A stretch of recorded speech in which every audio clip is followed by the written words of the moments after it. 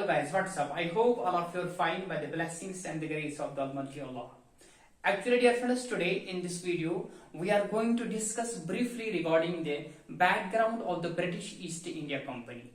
Guys, actually in 1577 में एक English merchant नेमली Francis ड्रैक first voyage निकालता है इंग्लैंड से Spanish settlements in south America तक सिल्वर और गोल्ड के तलाश में। गाइस, मैं आपको क्या कह रहा हूं कि एक इंग्लिश मर्चेंट ने नेमली फ्रांसिस ड्रैक फर्स्ट वॉयज निकालता है सिल्वर और गोल्ड के तलाश में। कहां से निकलता है ये? इंग्लैंड से निकलता है, Spanish settlements in south America तक जाता है ये। शाबाश। किसके तलाश में? सिल्वर और गोल्ड के तलाश में। इस इंग्लिश मर्चेंट का नाम क्या था? फ्रांसिस ड्रैक। फ्रांसिस ड्रैक। शाबाश। कब निकलता है? 1577 में निकलता है। अपने साथ फर्स्ट वॉयज अपने साथ और आदमी को लेता है, जिसको हम एक्सपेडिशन कहते हैं। अपने एक मतलब एक ग्रुप निकालता है। शाबाश। 1577 में ये जो फ्रांसिस ड्रैक था, इसने एक ग्रुप बनाया। शाबाश। मर्चेंट्स का कहाँ बनाया? इंग्लैंड में। और निकलता है यही ग्रुप के साथ का 1577 में। कहां से? इंग्लैंड से। किसके तलाश में? सिल्वर और गोल्ड के तलाश में। कहा जाता है ये? स्पेनिश सेटलमेंट्स में, यानी साउथ अमेरिका में। तो फिर क्या हो जाता है? फिर 1579 में ये पैसिफिक ओशन को सेलिंग करता है, यानी पैसिफिक ओशन में ये सेलिंग करता है। पैसिफिक ओशन में ये सेलिंग करता है, जो कि किन को खाली पता थी? पहले स्पेनिश और पोर्टुगीज को पता थी खाली। किसके बारे में? पैसिफिक ओशन के बारे में। जब ये भी देखता है वहां पे कौन? फ्रांसिस ड्रैक, जो कि इंग्लिश मर्चेंट था, जिसने पहली वॉयज निकाली इंग्लैंड से साउथ अमेरिका तक, स्पेनिश सेटलमेंट तक। ठीक। किसके तलाश में? सिल्वर और गोल्ड के तलाश में। फिर 1579 में ये कहां पहुंचता है? किसको सेल करता है? ये सेलिंग करता है कहां पे? पैसिफिक ओशन में, जो कि खाली किनको पता थी? जिसके बारे में खाली किनको पता थी? पोर्तुगीज और स्पेनिश को। फिर क्या करता है? 1579 में ये पैसिफिक ओशन में सेलिंग करता है। और अपने साथ इसको एक शिप था, जिस शिप का नाम था गोल्डन हिंद। शाबाश। क्या नाम था शिप का? गोल्डन हिंद। इसी गोल्डन हिंद में गोल्डन हिंद शिप के थ्रू ये किसको सेल करता है? पैसिफिक ओशन को। कब की बात है ये? 1579 की बात है ये। ठीक। फिर उसके बाद क्या हो जाता है? उसके बाद ये फाइनली सेल करता है किसको? ईस्ट इंडीज को। किसको? शाबाश। जो फ्रांसिस ड्रेक था, ये फाइनली फिर सेल किस पे करता है? ईस्ट इंडीज में। किसके? ईस्ट इंडीज में। और जब ये वहां सेलिंग करता है तो वहां पे इसको एक बंदा मिला, जिस बंदे का नाम क्या था? सुल्तान बाबुल्ला एक्चुअली ये 7th सुल्तान था और 24th रूलर था किसका? मैलिकूज का। किसका? मैलिकूज का। स्पाइस आइलैंड का था ये 7th sultan and 24th ruler. शाबाश। इसी बंदे को कौन मिला? फ्रांसिस ड्रैक। ये कौन था? इंग्लिश मर्चेंट था। किसको मिला ये? ये मिला सुल्तान बाबुल्ला को। फिर जब इसको ये मिला तो जो ये फ्रांसिस ड्रैक था, एक्चुअली इसके पास क्या, ये किसकी तलाश में निकला था? सिल्वर और गोल्ड के तलाश में निकला था। तो इसके पास यही थे, सिल्वर और गोल्ड। किसके पास? फ्रांसिस ड्रैक के पास। जब ये किसको मिला? सुल्तान बाबुल्ला को मिला, तो इसने फिर अपने सिल्वर और गोल्ड और लिनन को एक्सचेंज किया। शाबाश। फ्रांसिस ड्रैक ने जब किसको देखा? सुल्तान बाबुल्ला को जब देखा, इसने अपने यही सिल्वर, गोल्ड और लिनन को एक्सचेंज किया। तो उसने एक्सचेंज वहां से ऑब्टेन क्या किया? उसने वहां से ऑब्टेन किया एक्सोटिक स्पाइसेस किया ऑब्टेन वहां से। ठीक। यानी सिल्वर, गोल्ड और लिनन के बदले उसने हासिल क्या किया वहां से? फिर शाबाश। हाँ, उसने हासिल किया वहां से एक्सोटिक स्पाइसेस, यानी स्पाइसेस उसने हासिल किए वहां से। जब उसने ये स्पाइसेस हासिल किए तो फिर ये अपने शिप्स पे लेता है। कहां पे? वापस इंग्लैंड में। कहां लेता है ये? इंग्लैंड में। शाबाश। फ्रांसिस ड्रैक, जो कि कब आया 1577 में, ठीक।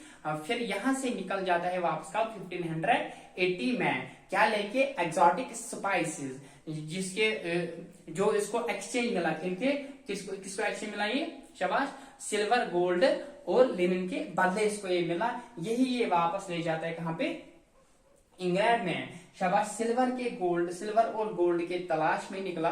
फिर जब इसने सिल्वर और गोल्ड हासिल किए, फिर इसने इनको एक्सचेंज किया, किसके साथ, सुल्तान बबुल्ला के साथ एक्सचेंज किए। जब ये पहुंचा, फिर यही ये एग्जॉटिक स्पाइसेस के बदले इनको इसने ये एक्सचेंज किए।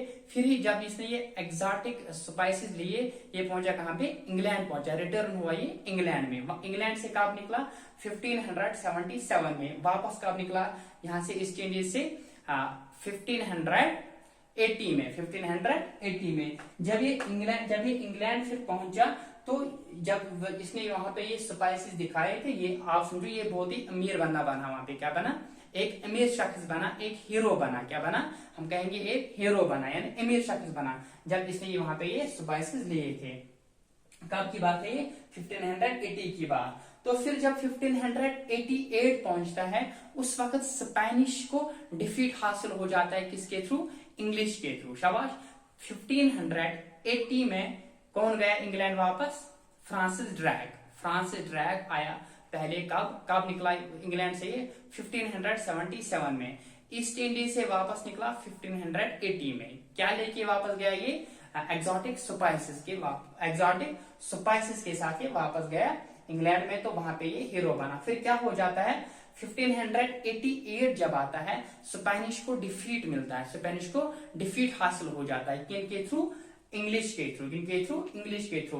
तो फिर क्या हो जाता है, फिर स्पेनिश के डिफीट के जल्दी उसके बाद क्या हो जाता है, उसके बाद जो स्पेनिश और पोर्टुगीज के शिप्स और कार्गोज थे, उनको भी कैप्चर किया गया। किसने, इंग्लिश ने उनको भी कैप्चर किया। किनको, स्पेनिश शिप्स और पोर्टुगीज शिप्स, यहाँ कहेंगे हम कार्गोज, उनको क्या किया, कैप्चर। कब की बात है ये, शाबाश, 1588 की बात है ये, शाबाश। क्या, soon after the defeat of Spanish captured, उन्होंने फिर कैप्चर क्या किया, किन्होंने, इंग्लिश ने क्या किया capture, Spanish and Portuguese ships and cargoes, ठीक। फिर क्या हुआ, जब इनको डिफीट हुआ, जब फिर इंग्लिश ने पोर्टुगीज और स्पेनिश के कार्गोज और शिप्स कैप्चर किए, तो जब उसके बाद जब इंग्लिश मर्चेंट्स ने इनको देखा, ये इनको कैप्चर करके हुए, और ये स्पाइसेस जब इंग्लिश मर्चेंट्स ने देखा, जब स्पाइसेस का फायदा उन्होंने देखा, जब स्पाइसेस का अर्निंग उन्होंने देखी, बहुत ही बेनिफिट मिलता था एक्चुअली स्पाइस में। जब इंग्लिश मर्चेंट्स ने ये देखा, फिर इतना फायदा, इतना बेनिफिट, तो उनको क्या हुआ, उनको भी लालच बढ़ गई। उन्होंने भी सोचा कि हम भी जाएंगे ईस्ट इंडीज में स्पाइसेस ट्रेड करने के लिए, हम भी जाएंगे ईस्ट इंडीज में स्पाइसेस ट्रेड करने के लिए। फिर क्या हो जाता है, देखिए उनको भी क्या चाहत बाड़ी क्या करने के लिए, to travel to the globe in search of the riches means यही स्पाइसेस जो इन्होंने यहां से लिए थे। फिर क्या हुआ, फिर ये जो ये लंदन मर्चेंट्स थे, ये पिटिशन डालते थे क्वीन एलिजाबेथ फर्स्ट को। किस लिए पिटिशन डालते हैं ये, कि हम ईस्ट इंडीज में ट्रेड करने के लिए जाएंगे, और बाकी कंट्रीज में हम ट्रेड करने के लिए जाएंगे, लेकिन इनकी जो एम थी एक्चुअली, जो ये इंग्लिश मर्चेंट्स थे, इनकी जो एम थी एक्चुअली, उनकी ये एम थी कि जो मोनोपोली थी स्पेनिश और पोर्टुगीज की, उसको हम क्या करेंगे, डिसिसिव बिलो करेंगे, यानी उसको हम गिरा देंगे। ये किनकी एम थी एक्चुअली, इंग्लिश मर्चेंट्स की। तो ये क्या करते हैं, जो इंग्लिश मर्चेंट्स थे, ये क्या करते हैं, ये पिटिशन डालते हैं, ये किसको, क्वीन एलिजाबेथ फर्स्ट को, कि उसको बोलते हैं कि हमें परमिशन दीजिए ईस्ट इंडीज में जाने के लिए, और बाकी कंट्रीज में ट्रेडिंग परमिशन, ट्रेड करने के लिए हमें परमिशन दीजिए, ट्रेड करने के लिए हमें परमिशन दे दीजिए। फिर क्या हो जाता है, इनको अनऑफिशियली परमिशन मिलती है, जो इंग्लिश मर्चेंट्स थे, फिर इनको अनऑफिशियली परमिशन मिली। उसके बाद क्या हो जाता है, फिर 1591 में क्या हो जाता है, जेम्स लैंकास्टर एक एडवेंचर था, यानी एक मर्चेंट था, इंग्लिश मर्चेंट था, ये भी था एक इंग्लिश मर्चेंट। कौन? James Lancaster. ये क्या करता है फिर, ये भी निकालता है, एक वॉयेज निकालता है, ये भी जेम्स लैंकास्टर। तो फिर क्या करता है ये, कब? 1591 में। और इसको जो पैसे इसको जो पैसे लगे जेम्स लैंकास्टर को, वो मिले इसको किससे? लेवेंट कंपनी से। किसके थ्रू? लेवेंट कंपनी ने इसको पैसे दिए, किसको? जेम्स लैंकास्टर को, फाइनेंस्ड बाय लेवेंट कंपनी। और इसने अपने साथ एक शिप उठाई। क्या उठाई? शिप उठाई। उस शिप का नाम क्या था? बोनावेंचर। उस शिप का नाम था बोनावेंचर। एक इसने बोनावेंचर उठाया और 2 शिप्स, उसके अलावा भी 2 शिप्स उठाए। किसने? जेम्स लैंकास्टर ने। जेम्स लैंकास्टर ने अपने सिर्फ बोनावेंचर शिप उठाई और भी 2 शिप्स उठाए, और इसको पैसे दिए किसने? लेवेंट कंपनी ने। लेवेंट कंपनी ने। तो फिर ये क्या करता है, जब इसने अपने साथ शिप्स उठाई भी, पैसे इसको मिले किससे?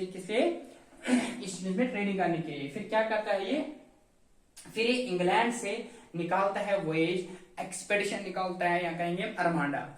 इस सारे का मतलब है ग्रुप, ठीक? ग्रुप ऑफ पीपल, या कहेंगे group of merchants, English merchants. निकलता है ये इंग्लैंड से, ये भी निकालता है एक वॉयेज, एक्सपेडिशन कह सकते हैं, या कहेंगे अरमांडा। निकलता है ये इंग्लैंड से, ये कहां जाता है? Around the Cape of Good Hope to the Arabian Sea. ये वहीं पे सेल करता है। तो हम ये कह सकते हैं ये फर्स्ट वॉयेज थी जो कि इंडिया में आई एज इन दिस वे। और इसका कमांडर हम कहेंगे, इसका जो कमांडर था वो कौन था? जेम्स लैंकास्टर, ठीक? अपने साथ इसने 2 शिप्स उठाए, कब? 1591, और चला कहां पे? इसने फिर सेल कहां पे किया? Cape of Good Hope to the Arabian Sea. और यही बनी क्या? Became the first voyage to reach India in this way. इनको यहां तक क्या, ऑफिशियली इनको यहां तक परमिशन नहीं मिली, ऑफिशियली इनको परमिशन यहां तक नहीं मिली, ठीक? अभी इनको अनऑफिशियली है, ठीक? फिर उसके बाद क्या हो जाता है, एक्चुअली जो ये 1596 में 3 शिप्स और निकले इंग्लैंड से, 3 शिप्स और निकले, कब? 1596। लेकिन वो उनको क्या हो जाता है, वो लॉस्ट हो जाता है शिप, वो जो 3 शिप्स थे वो लास्ट हो जाता है सी पे ही, वो समंदर में ही लास्ट हो जाते हैं। उसके बाद फिर क्या हो जाता है, रैल्फ फिच, एक्चुअली ये भी था एक इंग्लिश मर्चेंट ही, लेकिन इसको इंडियन अफेयर्स के बारे में बहुत कुछ पता थी। एक्चुअली इसने 9 ईयर्स तक क्या किया, इसने 9 ईयर्स तक क्या, देखिए जर्नी किया। देखिए रॉयल फिश ने क्या किया, और उसके जो कंपेनियंस थे उन्होंने 9 ईयर्स तक क्या किया, ओवरलैंड जर्नी टू द, कहां पे? मेसोपोटामिया, पर्शियन गुल्फ में, Indian ocean, India and south Asia. 9 years तक यहाँ घूमा। कौन? एक रॉयल फिश और उसके कंपेनियंस भी, उसके साथी भी। शाबाश। किसकी जगह पे? Mesopotamia, Persian Gulf, Indian ocean, India and south Asia. इसीलिए इसके पास इंफॉर्मेशन थी इंडिया के बारे में। ये क्या करता है फिर, जो ये फिच था ये एक वैल्यूएबल इंफॉर्मेशन देता है किसको? जेम्स लैंकास्टर को देता है एक वैल्यूएबल इंफॉर्मेशन। कब देता है? 1599 में। बोलता है इसको कि आप जाओ ईस्ट इंडीज में, इस तरीके से वहां पे ऐसे स्पाइसेस है, वैसे पैसे आप ट्रेड करो, वहां पे ऐसा फायदा मिलेगा, ठीक? वहां पे ये उसको कहते हैं, वहां पे पोर्टुगीज भी ट्रेड कर रहे हैं, ऐसे वो फायदा कमा रहे हैं, ऐसे वो बेनिफिट कमा रहे हैं वहां से, इसलिए भी आप भी जाओ वहां पे। बहुत ही वैल्यूएबल इंफॉर्मेशन देता है किसको? जेम्स लैंकास्टर को। कौन देता है? रैल्फ फिच देता है, यानी फिच देता है इसको, ठीक? फिर क्या हो जाता है, फिर जब 1599 पहुंच जाता है, जब जो इंग्लिश मर्चेंट्स थे इनको जब पता लगता है कि पोर्टुगीज वहां से ऐसे अर्निंग कर रहे हैं, ठीक? तो स्पाइस में कितना बेनिफिट है, ये क्या करते हैं, ये लोग क्या करते हैं, ये मर्चेंट्स क्या करते हैं, ये फिर से पिटिशन डालते हैं किसको? क्वीन एलिजाबेथ फर्स्ट को। लेकिन पहले एक ग्रुप बनाते हैं, ठीक? ये जो मर्चेंट्स थे ये अपना ग्रुप बनाते हैं और डिस्कस करते हैं कि हम ईस्ट इंडीज में जाएंगे ट्रेड करने के लिए। अपना ग्रुप बनाते हैं, डिस्कस करते हैं, ठीक? जब डिस्कस करते हैं, और उस ग्रुप में कौन कौन थे? उस ग्रुप में थे। देखिए इनकी चाहत थी कहाँ पे हम जाएंगे, east Indies venture under royal charter. Royal charter इन्होंने डिस्कस की 1599 में, ग्रुप बनाया जब 1500 ग्रुप बनाए इन्होंने 1599 में। किन्होंने, इंग्लिश मर्चेंट्स ने, कहा जाने के लिए, ईस्ट इंडीज में जाने के लिए। देखिए ग्रुप में कौन कौन था, एक था लैनकास्टर, फिच भी था, स्टेफन सोमी भी था, मैयूर भी था, थॉमस समथी भी था, रिचर्ड हैकलियोट भी था, और वो लोग जिन्होंने सर्व किया था किसके साथ, ड्रैग के साथ, किसके साथ, ड्रैग के साथ और रेलिंग के साथ, रैली के साथ, किसके साथ के, ड्रैग के साथ और रैली के साथ। शाबाश।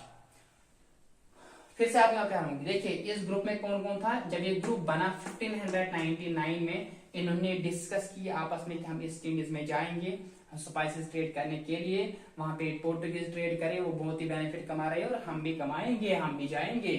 तो ये चाहते थे एक रॉयल चार्टर हमें मिले, ठीक। तो फिर क्या हुआ, जो ये ग्रुप था इसमें लैनकास्टर भी था, फिच भी था, स्टेफन सोमी भी था, मैयूर भी था, थॉमस समथी भी था, रिचर्ड हैकलियोट भी था, और वो लोग जिन्होंने सर्व किया था किसके साथ, ड्रैग के साथ। फिर क्या हुआ, फिर 22 सितंबर में क्या हुआ, इन्होंने जो ये डिस्कस किया कि हम उससे कहां पे जाएंगे, किस लिए जाएंगे, इन्होंने यही फिर किसको बोला, बयान किया किसको, क्वीन एलिजाबेथ को, कि हमें इसके परमिशन दीजिए, यानी ईस्ट इंडीज में जाने के लिए हमें परमिशन दे दीजिए। इंटेंशन को अपना इंटेंशन बयान किया। फिर आफ्टर द 2 days ऑफ 22 सितंबर यानी 24 सितंबर फिर क्या हो जाता है, फिर से रिकॉनवेनिएंट ये अपने पिटिशन डालते हैं, क्या करते हैं, पिटिशन डालते हैं फिर से, किसको, एलिजाबेथ फर्स्ट को, क्वीन एलिजाबेथ फर्स्ट को। फिर क्या हो जाता है, इनको फिर से अनऑफिशियली मिलती है एक, आप समझो एक परमिशन मिलती है इनको, अनऑफिशियली मिलती है, क्या मिलती है, अनऑफिशियली मिलती है इनको ये फिर से परमिशन। जब इनको अनऑफिशियली परमिशन मिलते हैं तो ये जो मर्चेंट्स ये ट्रेड करने लगते हैं, ये अपने इन्वेस्टमेंट करते हैं। फिर ये कितने पाउंड बनाते हैं, 68,373 पाउंड इन्वेस्टमेंट करते हैं ये, ठीक। फिर क्या हो जाता है, एक्चुअली जो हमें, जहां से हमें पढ़ना है वो यही पॉइंट है, यहां से बहुत ही इंपॉर्टेंट है, जो हमारे एग्जाम के लिए जरूरी है। एक्चुअली जो स्टार्टिंग पॉइंट है ब्रिटिश ईस्ट इंडिया कंपनी का, वो यहां से ही है, कहां से, 31 दिसंबर 1600 AD, ठीक। यहां से एक्चुअली ये जो हमें पढ़ना है ब्रिटिश ईस्ट इंडिया कंपनी के बारे में, वो यहां से ही है। देखिए एक्चुअली क्या हो जाता है, यहां तक इनको अनऑफिशियली परमिशन मिली, ठीक। यहाँ पे क्या हुआ, यहाँ पे इनको ऑफिशियली परमिशन मिली, यानी 31 दिसंबर 1600 AD में क्या है, क्वीन एलिजाबेथ फर्स्ट जो थी वो इनकी पिटीशन फेवरेबली एक्सेप्ट करती है और फेवरेबली इनको रेस्पॉन्ड देते हैं उस पिटीशन को। फिर क्या करते हैं क्वीन एलिजाबेथ फर्स्ट, जब ये इंग्लिश मर्चेंट्स इसको बोलते हैं कि हमें जाना है ईस्ट इंडीज में ट्रेड करने के लिए, हमें परमिशन दे दीजिए, यहाँ पे इनकी परमिशन एक्सेप्ट हो जाती है, इनकी हम कहेंगे पिटीशन एक्सेप्ट हो जाती है। फिर क्वीन एलिजाबेथ फर्स्ट इनको यही पे क्या देते हैं, फेवरेबल रेस्पॉन्ड करती है। फिर क्या हो जाता है, जो क्वीन एलिजाबेथ फर्स्ट थी उसने 31 दिसंबर 1600 AD में एक रॉयल चार्टर को बनाया और एक रॉयल चार्टर को इश्यू किया और दिया कि इनको इंग्लिश मर्चेंट्स को। इस रॉयल चार्टर में इनको कहा गया है कि आपको एक्सक्लूसिव राइट्स है और आपको मोनोपोली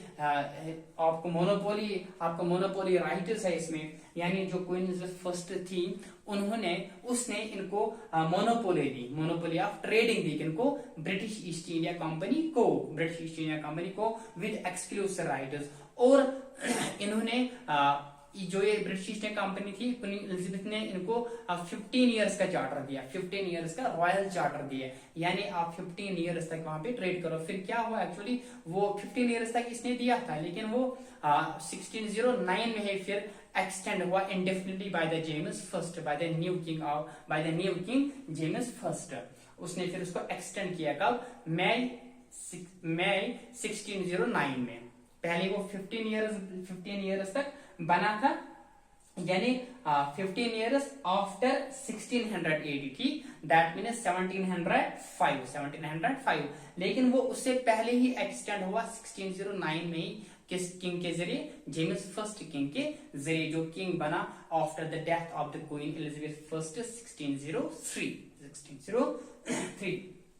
मैं कह रहा हूं कि जो क्वीन एलिजाबेथ फर्स्ट थी उसकी डेथ हुई कब? 1603 में। उसके बाद किंग बना जेम्स फर्स्ट, जिसने चार्टर को एक्सटेंड किया इंडेफिनेटली। ठीक, तो यहाँ पे क्या हुआ? 31 दिसंबर 1680 में क्वीन एलिजाबेथ फर्स्ट ने चार्टर किया issue with the exclusive rights with 15 years monopoly. किसके लिए? ब्रिटिश ईस्ट इंडिया कंपनी के लिए। और यहीं पे जो क्वीन एलिजाबेथ फर्स्ट थी, यहीं पे इस क्वीन एलिजाबेथ फर्स्ट ने इस कंपनी को नाम दिया the governor and the company of the merchants of London trading into the east Indies. यही था ओरिजिनल नाम इसका, ब्रिटिश ईस्ट इंडिया कंपनी का। उसके बाद इसको जॉन कंपनी भी को कहा गया।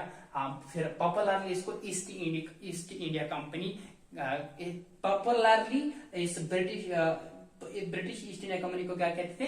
ईस्ट इंडिया कंपनी, या कह सकते हैं हम ब्रिटिश ईस्ट इंडिया कंपनी। इसको 2 3 4 5 नाम है इसके भी, वो हम नेक्स्ट वीडियो में डिस्कस करेंगे। ये थे एक्चुअली क्या background regarding the British east India company. देखिए तो जो रकम देखिए 1577 में फ्रांसिस ड्रैक ने फर्स्ट एक्सपेडिशन निकाली इंडिया से स्पेनिश सेटलमेंट तक, जो कि साउथ अमेरिका तक। तो फिर क्या हुआ? 1579 में इसने सेल किया पैसिफिक ओशन, जो किनको मालूम था पहले? स्पेनिश और पोर्टुगीज को खाली। और किसके तलाश में ही निकला था? फर्स्ट निकाली इसने गोल्ड और सिल्वर के तलाश में। और इसने अपने साथ 1517 में इसको अपने साथ एक शिप थी जिसका नाम था गोल्डन हिंद एक्चुअली शिप का नाम है। ठीक, फिर फाइनली ये कहां पे किया? ईस्ट इंडीज में इसने क्या किया? ईस्ट इंडीज में इसने सेल्ड किया। ठीक, किस जगह पे? कम अक्रॉस द मैलिकॉज एक स्पाइस आइलैंड है। ठीक, मैलिकॉज में ये गया था। कौन? फ्रांसिस ड्रैक उसके अक्रॉस से गया। तो फिर क्या हुआ? फिर ये सुल्तान बाबुलाबाया से मिले, वहां उसके साथ मीट हुए। फिर वहां पे इसने एक्सचेंज किया लेनिन, सिल्वर और गोल्ड।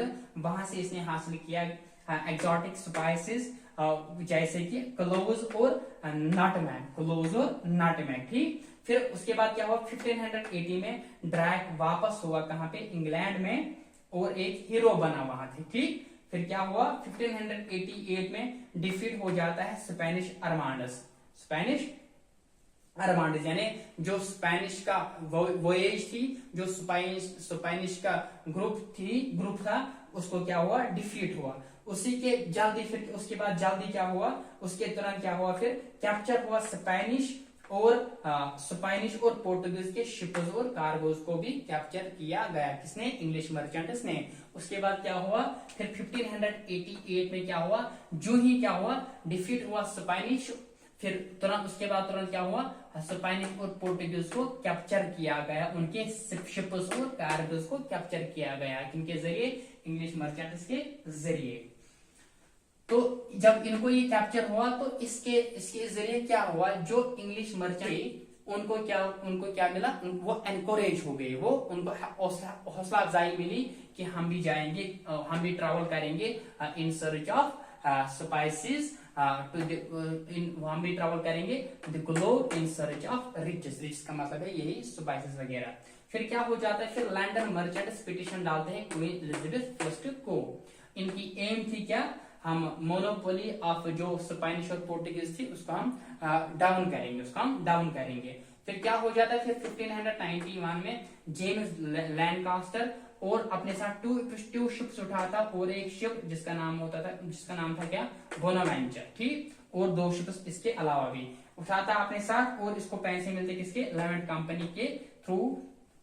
फिर सेल करता है England to the around the Cape of the Good Hope to the Arabian Sea. यही बनती है फर्स्ट वॉयज जिसने इंडिया में रीच किया, जो इंडिया में रीच हुई पहली बार। फिर 1596 तीन और शिप्स आ जाते हैं जो कि क्या हो जाते हैं? जो लॉस्ट हो जाते हैं सी पे ही। ठीक, फिर रैल्फर फिच जो कि इंडिया में आया एक्चुअली 1583 में। ठीक, तो एक्चुअली इसके हाथ में भी एक लेटर थी जो कि क्वीन एलिजाबेथ फर्स्ट की लेटर थी। जी, फिर इसके साथ और इसके कंपेनियन थे जिन्होंने क्या किया? जिन्होंने जर्नी की क्या Mesopotamia, Persian Gulf, Indian ocean, India and south Africa 9 years तक। ठीक, इसीलिए इस फिच को इंफॉर्मेशन थी इंडिया के अफेयर्स के बारे में, जो एक किसको इंफॉर्मेशन देते हैं, लैंकास्टर को।